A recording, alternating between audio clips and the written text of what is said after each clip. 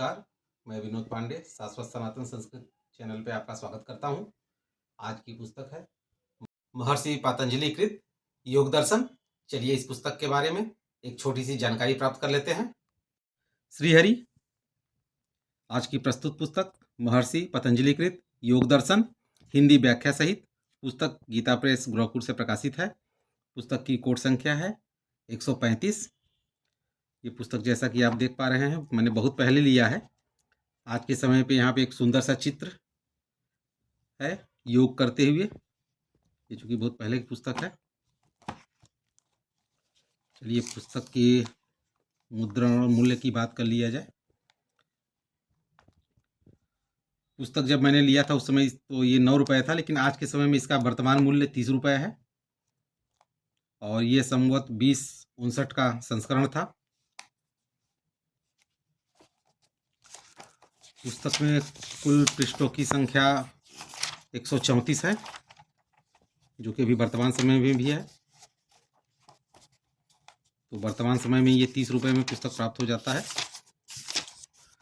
पुस्तक कुल 4 अध्यायों में विभक्त है। चलिए पुस्तक के बारे में एक छोटी सी जानकारी प्राप्त कर लेते हैं, जो कि निवेदन में ही प्राप्त हो जाती है। मैं आपको वीडियो लंबा ना हो इसलिए कुछ मुख्य बातें ही बताऊंगा। योग दर्शन एक बड़ा ही महत्वपूर्ण और साधकों के लिए परम उपयोगी शास्त्र है।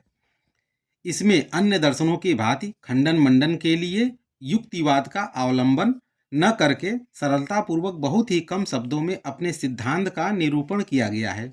इस ग्रंथ पर अब तक संस्कृत, हिंदी और अन्यान्य भाषाओं में बहुत भाष्य और टीकाएं लिखी जा चुकी हैं। भोजवृत्ति और भाष्य के अनुवाद भी हिंदी भाषा में कई स्थानों से प्रकाशित हो चुके हैं।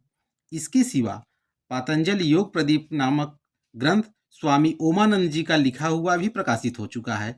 इसमें व्यास भाष्य और भोजवृत्ति के सिवा दूसरे दूसरे योग विषयक शास्त्रों की भी बहुत से प्रमाण संग्रह करके एवं उपनिषद एवं श्रीमद् भगवद गीता सदग्रंथों के तथा दूसरे दर्शनों के साथ भी समन्वय करके ग्रंथ को बहुत ही उपयोगी बनाया गया है। ये पतंजलि योग प्रदीप नामक पुस्तक पे भी मैं एक वीडियो बनाऊंगा आगे। अभी आपको इस पुस्तक के बारे में बता रहा हूँ।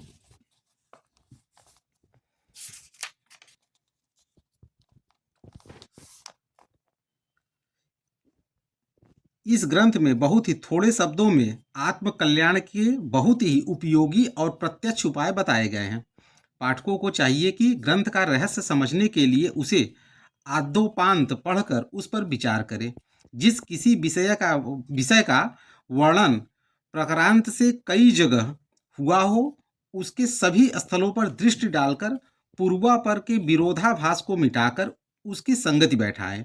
जब तक अपने मन में पूरा संतोष न हो जाए तब तक उसकी खोज करते रहें। दूसरे टीकाकारों ने उसकी संगति किस प्रकार लगाई है, वर्तमान अनुभवी सज्जनों का उस विषय पर क्या कहना है और मूल ग्रंथ से सरलता पूर्वक बिना किसी प्रकार की खींचातान के क्या भाव झलकता है, इन सब बातों पर गंभीरता पूर्वक विचार करने पर कुछ समाधान हो सकता है। ग्रंथकार कहना चाह रहे हैं कि इसको आप बार बार पढ़ें, जो आपके मन में शंकाएं हो वो दूर हो जाएंगी। इस शास्त्र में प्रकृति के 24 भेद एवं आत्मा और ईश्वर इस प्रकार कुल 26 तत्व माने गए हैं। उनमें प्रकृति तो जड़ और परिणामशील है, अर्थात निरंतर परिवर्तन होना उसका धर्म है, तथा मुक्त पुरुष और ईश्वर ये दोनों नित्य चेतन, स्वप्रकाश, असंग, देश कालातीत, सर्वथा निर्विकार और अपरिणामी है। प्रकृति में बधा हुआ पुरुष अल्पज्ञ, सुख दुखों का भोक्ता, अच्छी बुरी योनियों में जन्म लेने वाला और देश कालातीत होते हुए भी एक देशी सा माना गया है। इसके सिवा योग शास्त्र में वर्णित साधनों का प्रायः उपनिषद, गीता, भागवत आदि सभी धर्म ग्रंथ समर्थन करते हैं। अतः प्रत्येक साधक को इस ग्रंथ में बताए हुए साधनों का श्रद्धापूर्वक सेवन करना चाहिए। जैसा कि इससे आप समझ ही गए होंगे पुस्तक का एक विषय स्वरूप क्या है। अब यहाँ पे पतंजलि योग दर्शन के प्रधान विषयों की सूची। पुस्तक जैसा कि मैंने बताया 4 अध्यायों। पहला समाधिपाद, दूसरा साधनपाद, तीसरा विभूतिपाद और चौथा कवैल्यपाद। ये 4 भागों में विभक्त है पूरी पुस्तक। सबसे पहले संस्कृत में सूत्र दिए हुए हैं योग दर्शन का, उसके बाद उसकी व्याख्या की हुई है।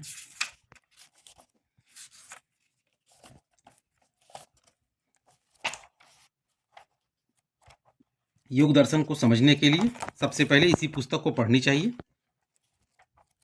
पुस्तक बहुत ही सुंदर है। उसके बाद अभी दूसरी वीडियो में मैं पतंजलि योग दर्शन को लेके आऊँगा। वो काफ़ी मोटी पुस्तक है और उसमें व्याख्या, विशद व्याख्या है। इसी के साथ इस वीडियो को विराम देते हैं।